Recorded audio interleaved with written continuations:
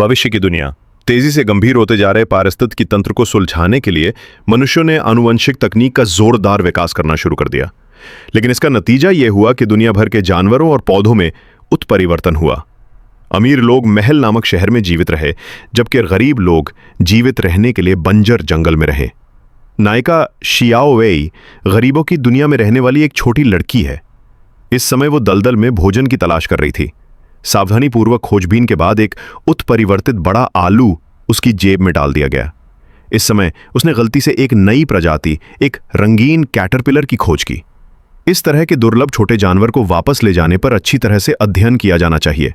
सड़ती हुई गंध से भरे जंगल से गुजरते हुए शियाओ वेई जल्दी से घर वापस आ गया।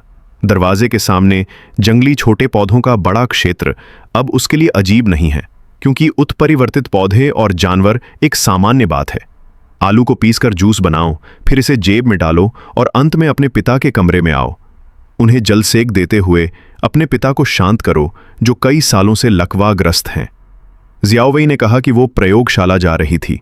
हालांकि उसके पिता एक वनस्पति व्यक्ति थे, लेकिन उसकी चेतना निलंबन मशीन से जुड़ी हुई थी, यानी जियाओ अपने पिता से कभी भी और कहीं भी संवाद कर सकती थी। ठंडी और नम प्रयोगशाला में प्रवेश करते ही दोनों तरफ तरह तरह के अजीबोगरीब जीव उग रहे थे। उसने एक बंद जगह खोली जो कई प्रायोगिक उपकरणों से भरी हुई थी। उसने कैटरपिलर को बोतल में डाल दिया और उसका अध्ययन करना शुरू कर दिया। यह देखने की कोशिश कर रहा था कि वह कैसे बच गया। इस समय घर के बाहर अचानक तेज आवाज हुई। जियाओ वेई को उत्सुकता हुई कि क्या हुआ और वो जल्दी से प्रयोगशाला से बाहर निकल गई। क्यों? जियाओ वेई एक तरफ छिप गई और चुपचाप देखती रही। बंजर भूमि को मुक्त करके जीवन यापन करने वाले तीर्थयात्रियों को देखकर उसे अपनी मां की याद आ गई। ये पता चला कि उसकी मां जहर दिए जाने के बाद तीर्थयात्रियों में शामिल हो गई और तब से कभी वापस नहीं आई। जी अभी अभी घर लौटी थी और जियाओ वेई ने पाया कि दरवाजे के सामने के सभी पौधे मर चुके थे।